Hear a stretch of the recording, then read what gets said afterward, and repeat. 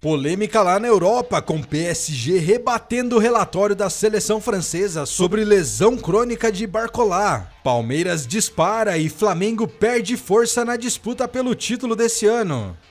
E por fim, tudo sobre o treino e a preparação da seleção brasileira lá na Coreia, para os 2 amistosos dos próximos dias nas datas FIFA. Tudo isso e muito mais nesse vídeo resumo aqui no Nação FC, então para não perder nada sobre o mundo do futebol, inscreva-se e ative as notificações. E se gostar desse vídeo, deixe seu gostei, já que isso apoia demais nosso trabalho aqui no canal.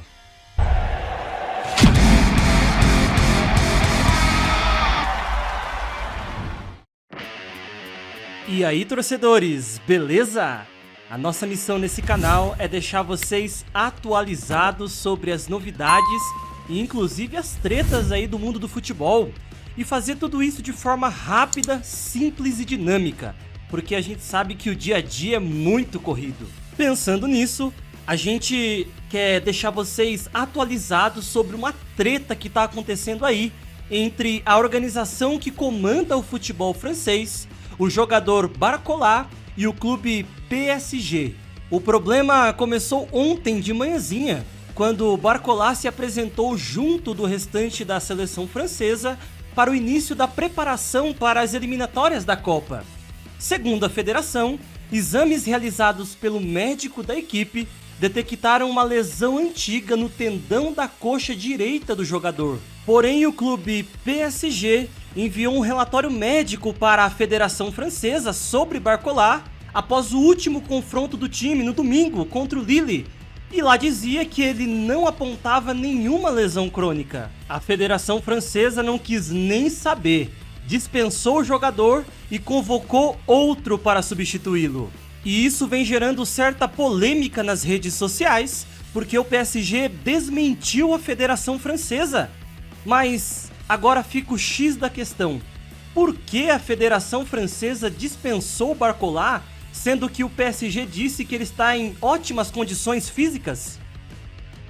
Na segunda notícia desse vídeo, vamos falar sobre as chances de título, Libertadores, rebaixamento e tudo mais. Como ficaram as estatísticas após a última rodada? Bom, o Brasileirão segue pegando fogo e depois da rodada 27, o Palmeiras reassumiu a liderança e viu suas chances de título subirem de 45% para 66%. A vitória por 3-2 sobre o São Paulo, marcada por polêmicas na arbitragem, somada à derrota do Flamengo para o Bahia, fez o time paulista disparar nas projeções. E o Flamengo, que antes tinha 41% de chance de ser campeão, agora caiu para 25%. E mesmo com os dois times empatados no número de pontos, o Palmeiras tem uma vitória a mais e um jogo a menos, o que pode abrir até 3 pontos de vantagem se vencer o confronto adiado. Já o Cruzeiro, que empatou em casa com o Lanterna Sport, também perdeu terreno na briga pelo título. As chances da equipe mineira caíram de 12% para 8%.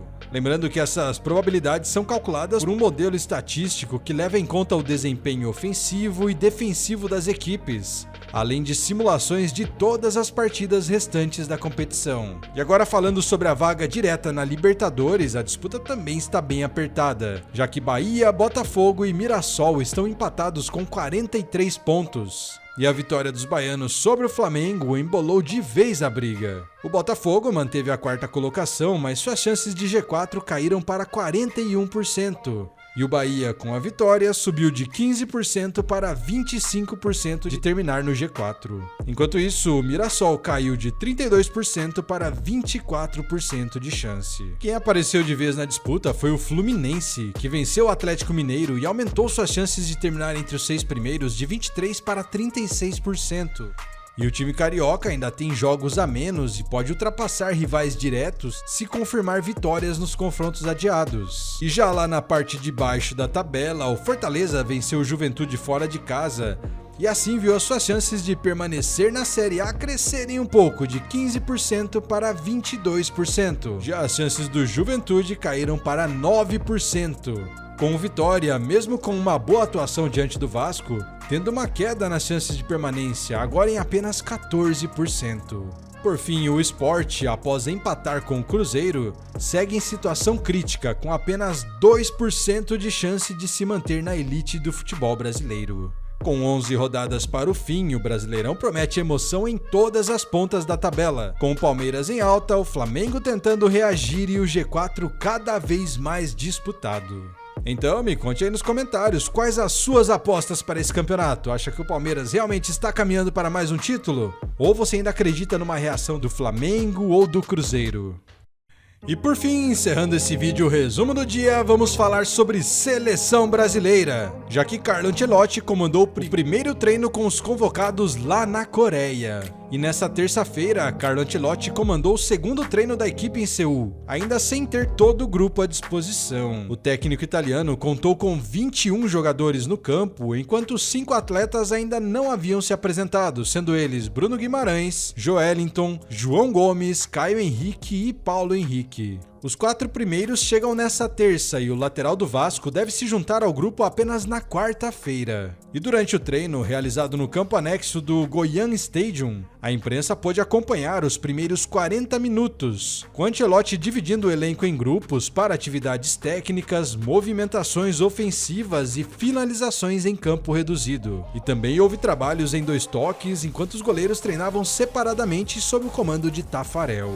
O Brasil ainda treina na quarta e na quinta-feira, quando o técnico deve começar a esboçar o time titular que enfrenta a Coreia do Sul na sexta, às 8 horas da manhã no Seoul World Cup Stadium. E depois disso, a delegação embarca para Tóquio, onde enfrenta o Japão na terça-feira seguinte.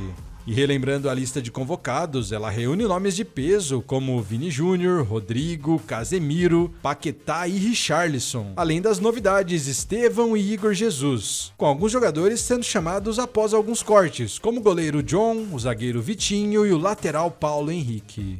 Ainda sem revelar a escalação, Ancelotti busca ajustar a equipe e observar os atletas antes dos compromissos decisivos que antecedem a Copa do Mundo de 2026.